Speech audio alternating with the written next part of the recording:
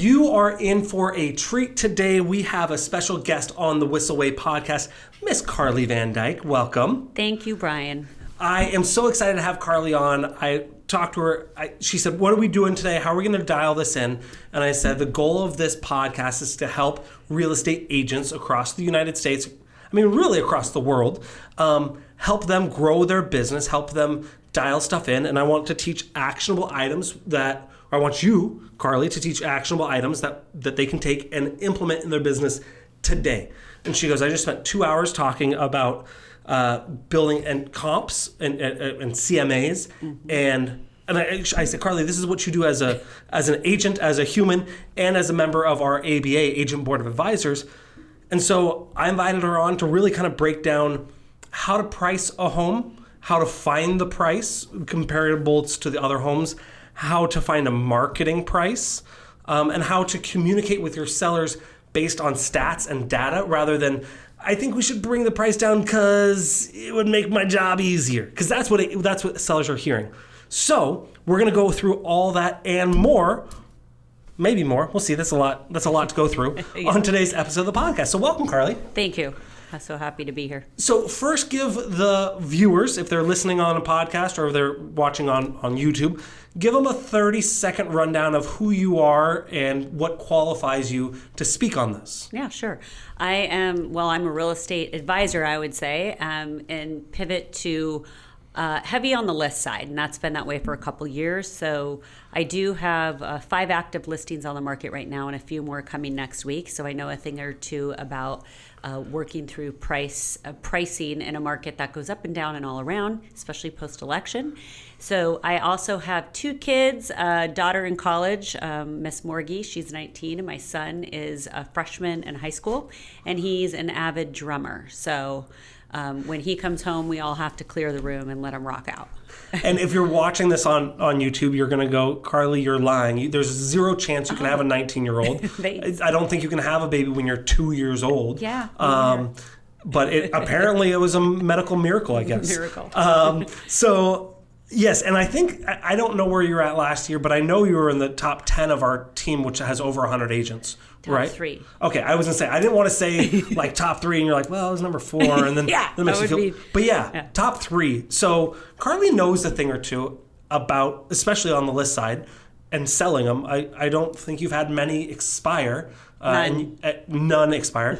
And Karlee is, I don't want to say cursed, we'll say blessed with learning experiences when it comes to sellers. Mm-hmm. Sometimes we joke Appreciate that you sometimes encounter sellers that are more eccentric than other team members. And you've had none expire, so you know what you're doing. Yeah, so you know what? It's less about having more eccentric and who can actually serve these people and help them. Yeah. Right. And I look at it that way, and I just have that ability. So you do, and I love. I'm making jokes, but it really is truly your heart. 100%. I would be like, Karlee, you got the crazy ones, and she's like, no, they just need a little extra help. No, they're So I love your heart about that. Yeah. So, if you like this episode, we're not ending it. I'm just still starting it. Mm-hmm. But if you like this, if you want more information like this. And if you want to share this with someone, that's cool. Our lights changed. Yeah. That wasn't supposed to happen. That's fine. If you want more information, you can go to thewhisselway.com. And on there, you can join our Facebook group. You can subscribe to our YouTube channel. You can subscribe to our podcast, get on our weekly email newsletter, and sign up for our referral network. So as people leave San Diego, which sometimes they do. I don't know why, but sometimes they do. Yeah. When they leave San Diego, we have somewhere we can send them. So you can go to thewhisselway.com. And if you get value out of this yourself, or you know someone that can, maybe someone who's struggling with CMAs, struggling with sellers, send this video to them as well. So that way you can help them grow their business. Because we're all in this together. Yeah. Let's grow each other up, not break each other down, right? Yep, love it. All right, Karlee, so you got about 20 minutes. Go ahead and talk for the whole time, and cool. I'll be here when you're ready. I love it. Appreciate it. So, okay, but let's start off. When we're pulling a CMA, comparative market analysis, sometimes we call this comps or comparables, What are the things first, let's start off with, what are some of the biggest mistakes you see agents make that you mentor or that you just see out and about? Yeah, so I think most of the time they're good with square footage. So the square footage of a property is pretty important. What I notice issues come up is a 3-bedroom, 2-bath at the same square footage is not the same as a 4-bedroom, 2-bath or a 2-bedroom, 2-bath. So the bedrooms and bathrooms are pretty important, and also the lot size. Please look at the lot size, because the lot size, especially in a county like San Diego, where we have lack of housing inventory and lack of land to build, it's really important, and you get a lot more if you have a certain amount of land. So those are 2 things to strongly consider. And also age of the home. You can't be looking at a home built in 1990 when you're selling a 1939 Spanish Charmer. And I could let you know that from experience. So that's important when you're sitting down with a seller and they go, well, down the street. You go, well, yeah, that was built in 5 years ago. It's a plan unit development. Yeah. Yeah. Like we can't compare the two. So, yes. So knowing that is going to help. Now, of course, this is going to be different for every area, and I don't want to really dive too deep on the numbers here because it may not make sense to someone in Kansas. Okay. But what would you say the difference is? How would you compare? If I have a 3-bedroom, 2-bath, and there's a 4-bedroom, 2-bath, how would you adjust the price for that? Square footage is the same, lot size is the same. I'm just missing a bedroom. I would look for, I would try not to compare the 2 of them, honestly. Because, and this is another question that we get asked, like people will say, oh, but the price per square foot. The price per square foot is not applicable. It is something that they talk about on TV, and you should not ever price a house based on the price per square foot. Thank you. And that's a bigger issue. But if you have a 1,200 square foot 2-2, and you have a 1,200 square foot 3-2, the 3-2 is going to sell for more. So if it has more bedrooms, it's just going to be more desirable. But if I'm selling a 2-2, I'm not going to use a 4 or a 3 as a comp, unless it's like we're talking about multi-unit, unless we're talking about 2-3 units or 3-4 units, but not on a single family home. Thank you for saying that, because I'll see people on Facebook and go, oh, well, if the price per square foot is this much, then it's a good deal. And I'm like, I've been working here at Whissel for 10 years, and I don't think I've ever heard Kyle once talk about price per square foot in a strong, valuable sense. It may be the 6th or 7th thing down, but it's not like, well, that sold for $600 a square foot. It's never that. It's, well, that sold for $1.2 million. It's a 4.3. It was updated and da-da-da-da-da. It's almost a footnote. Yep. By the way, that's 600 square foot versus 200 square, whatever. But it's not like, oh, well, we got to match that. But consumers think that way. Yeah. So how do you overcome that if someone says, my house, or my neighbor's house sold for $250 a square foot? Mm-hmm. What conversation does that look like? Because I'm sure other people experience that. Then I'd say, okay, let's look at the actual things that an appraiser is going to look at. And at the end of the day, it's likely that we'll get a financed offer. I mean, we have some cash offers, of course, still, but we still have to talk in terms of what's the appraised value of the property, because we can list it at one price, but we also need to get through the lender's approval, right? And they're not going to look at price per square foot. They're going to look at the square footage of the home, the numbers of bedrooms and bathrooms, and the square footage of the lot, the age, and that's it. So we need to make sure that we're all on the same page, not just from the list price, but how it's interpreted on the buy side from a lender's perspective. I love that. So break it down. How do we start comping properties? First of all, we have to look at locations. So you don't want to look far away. And I think in a plan unit development where we know, they're essentially cookie cutter designs, that's easy because we can circle the neighborhood and find the area comps pretty easily. If it's something that's a little bit more, eclectic or rural, where there's more lot size, or you're talking about a property that has a house that needs to be rehabbed and maybe a second ADU that could be usable, we're looking for something comparable, but we might need to go back farther in time than just say 6 months or 12 months. And we might have to go farther out, like 5 miles or 10 miles. So give me your basic criteria, because you're saying we're expanding our search, but I don't know what the search starts with. Yeah. Do we match? So tell me about bedrooms, bathrooms, square footage, all these things you talked about. how much variance do you do? I'd say, so for example, if you're looking at something that is 2,500 square feet, look anywhere from 22 to 28. So like 300 square feet up or down on the other side. So you're looking like 10 to 15%. 10 to 15%, yes. Okay. Yep. Okay, so that's for square footage. What about bedrooms? You said bedrooms and bathrooms, do you match exactly? I try to match exactly. I would say if you are, it's hard to do a 2 to a 3, but it's okay to do a 3 to a 4. And it's okay to do a 4 to a 5. But I wouldn't match necessarily a 2 to a 3. They're usually likely very different properties. That makes sense. So we talked about square footage, bedrooms. What about bathrooms?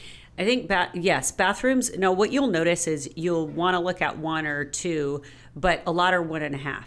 And depending upon where it's syndicated, I mean, if you're pulling it from the MLS, you'll be able to tell it's a half bath or it's 2 bath. But the syndications, like out to Zillow or Redfin, they're going to change it. And so if we put 1.5, it's going to say 2. They don't do halves on Zillow, right? So, which is weird. Yeah, and you don't. I don't know about Redfin actually. I think Redfin does it correct. So I always mention that. And this is another thing to know when you meet with sellers. Like they're still looking at Zillow. My sellers right now are still looking at Zillow, and they're pointing this out. And I'm like, yes, but we are on Zillow. It's going to say that you have 5 bathrooms when you have 4.5. They're like, this is wrong. I'm like, it's a syndication. It's not, it's the way that their algorithm is, and it's beyond our control. But just be happy that you get a credit on Zillow. Yeah, they bump you up, not down. Yeah. Okay, so we got that. What about square footage? Square footage, I would say still 10 to 15% variance up or down. With bedrooms and bathrooms. You mentioned that. Yeah. And then the lot size, and I would say, is it 2-story? Is it 1-story? Does it have an HOA? We got to check at that because we can't take a comp with if we're selling a single family home without. Also, when we get real niche in a neighborhood, right? We want to look at, like today I was teaching a class on this, on CMAs, and it's an easy plan unit development that is easy to comp, but at the same time, there was this outlier in the neighborhood, and it was about 200 under where we're going to go. And the reason why is, like, just geographically look at a map and you'll see, oh, well, that backs up to the road, whereas the others don't. And the one on the high end had a canyon view. And this is just a 2-block radius, small neighborhood, but it makes a big impact, and being able to show that to sellers is important. I love maps, and I love to show them the area. Like if you're off the busy road, it's going to be sold for less. And if you've got a big lot, then, it makes a big difference. So you have to be hyper aware of the neighborhood. That makes sense. One more thing that I want to talk about before we dive even deeper is how far out do you go? Because you said you might have to expand it to 5 or 10 miles, or 10 miles is pretty big. Yeah. That's maybe not 10 miles. Yeah, that would be if you're comping the center of the earth, for example. Then you might need to do that, which sometimes I feel like I do. So how far when you're comping? Now, if you're in a complex, you want to comp it within that complex. Yep. That makes sense, right? But let's say we're not in a complex. We're not in a plan unit development. We're just in a neighborhood. How far out do you go? Yeah, so within that neighborhood, there will likely also be like a bracket, a neighborhood bracket. So say you're in a neighborhood that has, I have one in a neighborhood here in the South Bay area in San Diego, and there's a downtown shopping district. And they call it the downtown, the 3rd Avenue district, like the pocket, right? And it's very confined to about 5 blocks and maybe 4 blocks wide, 5 blocks tall. And so anything outside of that is just going to be way different. And I had to share that with the homeowners. They didn't even realize that. And you have to look at just the streets within there, not 2 blocks north, because it's much more, people want to be in that pocket, so you're going to get more for it. And they were happy to know that they were within it, but it allows me to market that. Because that's actually one of the very first things I mentioned on the listing. Because someone that doesn't understand they're in that pocket might miss that. So I think understanding the neighborhood for sure, getting to know, okay, beyond this street makes a big difference. Like across the street, you're kind of no longer in the sweet zone. Or out of that street, you are. And maybe there's a school bus that's coming by and it's going to be loud, and you're going to have, that's going to be like impactful. If you're in a rural area and there's a school near, it might actually help you, especially in San Diego, not only for convenience, but you have fire hydrants And that makes that takes you from a super high fire severity zone to like a less expensive insurance bracket. So little things like that make a huge difference. And there are things that I'm paying attention to. So map and topography, and that's why it's important. I can get real nerdy, but we need the natural hazard disclosure because we need to know, like, your neighbor's house might not have been in the flood zone, even though you think it's across the street. It just makes a huge difference knowing all of those, and it's things to pay attention to. So I hope that was a long way of answering that question. Yeah, no, that's a lot of really good things to look at, and I know I didn't know that the Third Avenue district, like you were saying, but I know literally across a freeway. Yeah. On one side of the 5, you're close to the ocean. On the other side, it's a big freeway, but it's what, 6-8 lanes across total. Yeah. Literally, the opposite side of the freeway can be hundreds of thousands of dollars less for the same home. Same home. Right? It could be the view, whatever. And so knowing where those kind of imaginary but really real lines are is super valuable. Now, you say you love maps. Yeah. And obviously, I know you're well versed in this because you geek out on stuff like this. But say I wanted to go, okay, well, I want to learn about these different districts. Or how do you figure it out? So if someone is looking to like move to a specific area, and I get this a lot when I'm working with relocation partners, like someone is maybe selling here and I'm connecting them with a buyer's agent elsewhere, or in return they have a buyer that's coming here and I'll work with them. And it starts with like a Zoom and a map. Like I literally get on Zoom, even if they're physically here, so that we can look at it together and say, okay, now this pocket, and I'll draw lines on the map. Like this pocket right here, if schools are important, these are the top 3 school districts. This is where you'll want to stay. If you're outside that district, here's how you can still get in. So I will focus on things like that, research it. Commutability is important. I lived all over San Diego from north to south to east, and I understand like it might look like it only takes 20 minutes, but if you live over here and it looks like 20 minutes, that really is 20 minutes. But if you're coming this way at this time, you're going to, so all of these little intricacies are important. And having been someone that moved here in 1999, so I've been here 26 years, I understand people that move here and they need this guidance. So it's just like a niche I have. I understand, oh yeah, I remember when I lived over there and this is what it was like, and it will take you X, Y, and Z to get from point A to point B. So just studying the neighborhoods, I think the most important things that people moving here are looking for is the location trumps everything. It doesn't matter location 100%. I just went out with someone who's moving here from Indiana yesterday, and he asked me, which one should I purchase? Like, I like this complex because it's turnkey, and the other one isn't turnkey, but I like the location better. And I said, I think you answered it for yourself, because at the end of the day, you can't change the location, but you can take this one in a better location and change the kitchen cabinets and the carpet. And that's impactful. So on the list side of that listing agent understands I can price this the same as the one that's turnkey because I'm in a better location.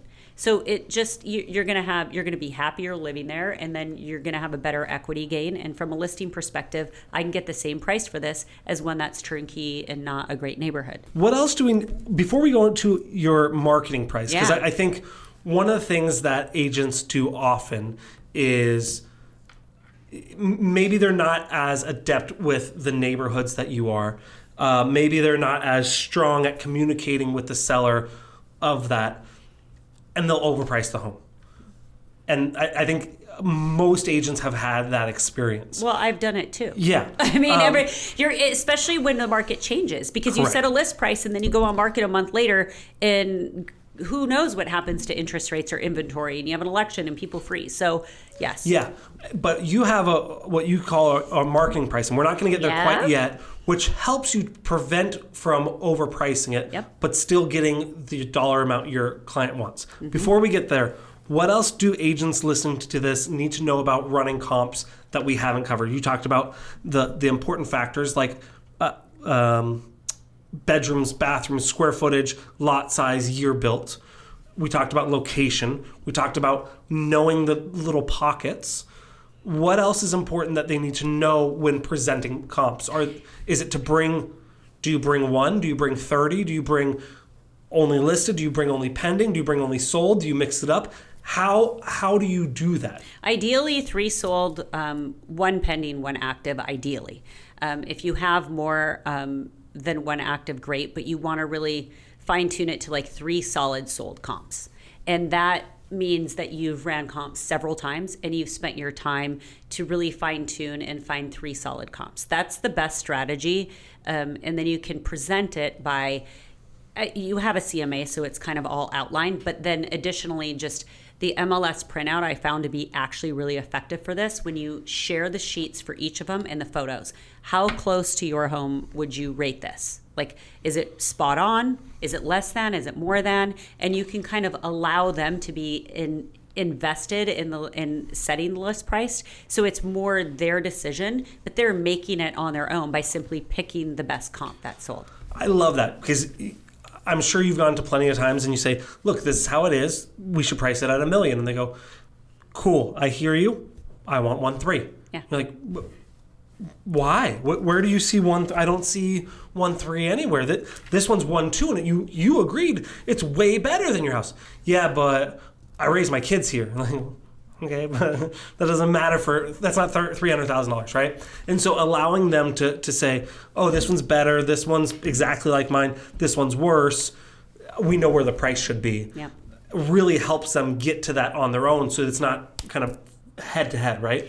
Yes. And they might still say they want 1.3, and then it's more of a, I hear where you're coming from, and then it's like, why are we selling again? Like, do you need to sell? Because if you want 1.3, let's wait till it's worth that. Yeah, and get back to the motivation. Take I love it away that. for a minute. Yeah. Like it's just a normal human interaction where then you ask that question in a kind way, but it makes them think, oh yeah, okay, like I do want to sell my house. Yeah. Or where are we going to? Yeah, and really going back to the motivation. I love that.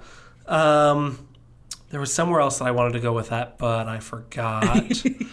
Last thing about there before we go to marketing price is with the pending. So 3 sold, 1 active, and 1 pending. Mm-hmm. With the pending, do you call the listing agent to see if you can get information about, hey, you were listing at 1.1, what are you in contract in? Yes, always. Tell me how that conversation goes. I'll call and say, hey, congrats on this listing and getting it under contract. Say I have one coming up on the market, and I was just curious, or I was wondering if you'd let me ask you a couple questions, and then I just let them know I'm curious, like, where did you land? Was the days on market true? Did they have any, maybe they expired it and relisted it? Just days on market and what it looked like. Did you have multiple offers? And whereabouts did you land on that, and when will it close? And they're usually pretty forthcoming. What percentage would you say tell you all that information? Close to 100. Wow. I would say I get really good. Awesome. Yeah. But you know what? I share that too. I will let them know, we're around this and we're expected to close, and I'm just very transparent. I think it's very helpful because they have a client to serve. I was in that position. Pay it forward. I'll be in that position again. So we're just helping each other. We're helping our clients and each other. The more information we're willing to share. I love everything about that. I love that it's so high. I would have guessed lower. I would have guessed probably 60%. Mm-hmm. And I think a lot of people that are listening would think 60 or lower, which they go, well, I don't want to call and upset them, or but what if they say no? And if they say no, then move on. I mean, you can literally say, hey, this one's pending. I called the listing agent. I asked them the information. They wouldn't share it with me, but it's probably, it looked like it went, like, it still shows you're doing your job. But the fact that it's so high, I think a lot of people get in their head and saying, oh, I don't want to call, or just call. I always call. Yeah, I love it. And it just like start with, hey, congrats on getting your listing under contract. Say I have one coming up, and I was curious if I could ask you a couple questions. Like, it's just build rapport with them, and I think you'll get the answer. Now, I'd say 100% of the, I'd say close to 100%. I haven't had someone tell me no. They won't tell me. If I am, not going, if I'm calling because I'm listing a property, that's going to be similar. I've always gotten the answer if I get a hold of them. Now, sometimes I haven't gotten a hold of them. That's different. But if I'm calling because it's a buyer who might want to write an offer on something similar, that's a different conversation and it doesn't hit as well. But if you are actually going to be listing something, be transparent. Like, it's really helpful. I love that. And you'd expect it in return. And also, as the listing agent on the other side of the call, especially if they had multiple offers, and maybe some of them were represented by themselves or team members, you say, hey, look, I'll let you know as soon as this one goes live, so that way you guys can get first crack at it, right? So that's awesome. Okay, I hyped it up. Hopefully everyone is excited about it as I am. Talk to me a little bit about the marketing price versus the sales price. Yeah. Marketing price versus sales price is similar to when you're running comps, in that, like with square footage, you're looking at like 10 to 15% above or below. So when you go to list it, you want to list it about 10 or 15% below the actual price that they want or the market value. And that, the reason why is it will attract more people. It will bring the buyers in, get agents' attentions. You might even get, this crazy Redfin hot home status. I don't know.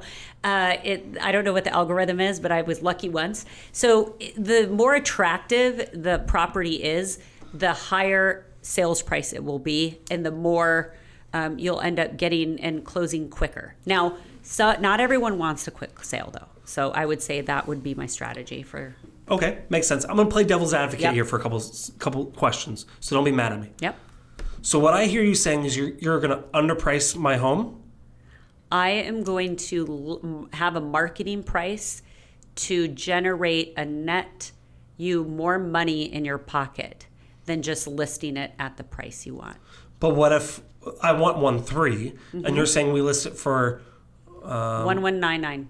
Okay, that's $100,000. Well, I can't afford to sell at that. I would lose money at that. Okay. Yeah, you'll lose money at that. So you can never underprice a home. And I would like to, I have a little story for you. Please. So I have a client, Bernard, and this is a couple years ago. He was in his 80s, and sweet old man, and his wife was like a little younger and sprightly, and she let him pick the listing agent on this one, but she wanted 1.3. At first. Then she came down to earth and we landed at 1.1. And I said, 1.15, good. In order to get 1.15, I'd like to list at 9.99. And they thought I was nuts. And I was like, did you kill these people? No. They might have had a heart attack. We had so many glorious conversations and time spent together in mangoes from her mango tree. And she had said, I want 1.15. This is what I want to list at. And I said, I think we should list at 9.9 to get that. And we didn't, and we sat on the market. And what happened was I got offers at $1,975,000, so under, right? And they kept saying, this isn't worth it. We should just take our home off the market. And I said, okay, or you have nothing to lose. If that's the next move, taking your home on the market, why don't we try one weekend at 9.99, relaunch the open house, and see what happens? And guess what? We had 1.15 by Tuesday. And that's one story. Like, I have a couple others that went the same, multiple actually, where they didn't want to listen, and then we pivoted, relaunched, and we got the number that they wanted. So it's a listing strategy that buyers think, oh, this is a good deal, because they know the comp sold for 1.1 or 1.2. They can see that, but I can get into this neighborhood at 9.99, and they all come in and they're like, there's a bid war. And I know a lot of people don't want to say, I don't want to be in a bid war, but a good agent will probably likely get you one. Yeah.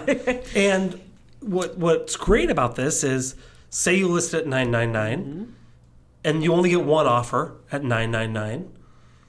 The seller doesn't have to take it, right? No, that's true. So worst case scenario, they get an offer worst case scenario, they don't get an offer, right? Mm-hmm. But if they get an offer, they can always counter back, right? Exactly. So all you need is one offer in hand to negotiate. Awesome. And I've had that before and got my sellers 40 over list with one offer in hand. That's what you do.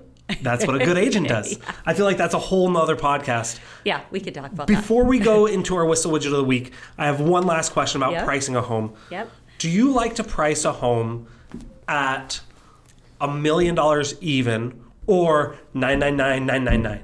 Like, do you go the just under? Do you like to end it in 99, or do you like to have it as an even number? So I've never listed an even number.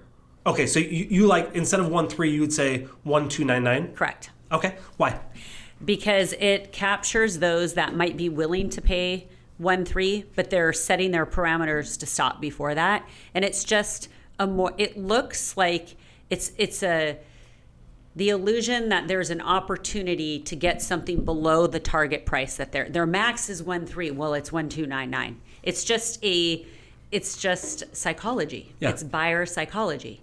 And I've never listed a home at a straight number. Have you listed at like something weird, like a 1-2-9-7-5-4-3-8? No, but I've seen people do that, especially 8-8, like 988 or 10988 or something. The eights are big thing here. So yeah, there's certain cultures that numbers are important, that they should end or you should not end in. Yeah. Cool. So Karlee, thank you so much. I know if you're watching this or you're listening to this, you have received value. 2 quick asks for you. Well, 1, share this with a friend, a coworker, a team leader, a brand new team agent. Share this with someone that can get value out of this and either use it for themselves or help teach someone else.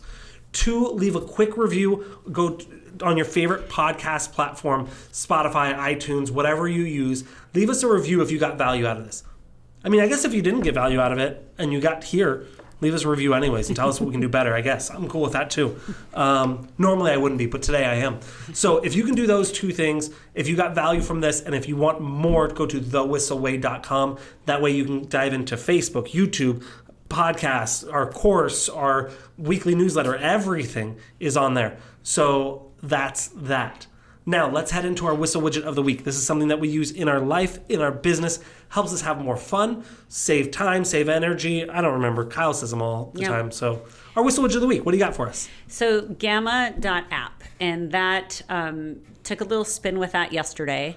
And so you can essentially enter, say, a sentence that says, it could be anything, a listing, my daughter wants to apply for nursing school, or I want to, how do I plan a retreat this weekend with my son or something? And it will create an entire presentation with images and graphs and charts explaining step by step how to do, whatever it is. So I would say from a real estate perspective, you could take it, and I'm going to test this if you'll let me. I'm going to take our listing presentation and pop it in there and ask it to curate a marketing plan specific to my client and see what happens. So I'm going to try that this afternoon. I love it. And I think it's just amazing. I mean, literally beautiful presentation with charts and graphs and photos, gamma.app.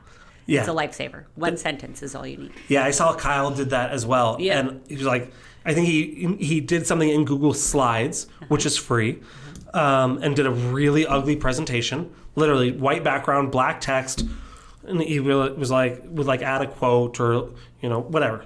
And then he did it and he picked a theme, and I was like, okay, Kyle, you can pick a theme in Google Slides. This isn't cool. And then I saw it write out all these bullet points, build these graphs. I think he was like the 3 things to do with video or whatever. And it broke it at 1, 2, 3 to a little pie chart. I'm like, okay, well at first, I was like, this is lame. And I was like, oh, no, this is really cool. Okay. You watch it build, and it's quite amazing. Yeah. So Is it paid? Is it free?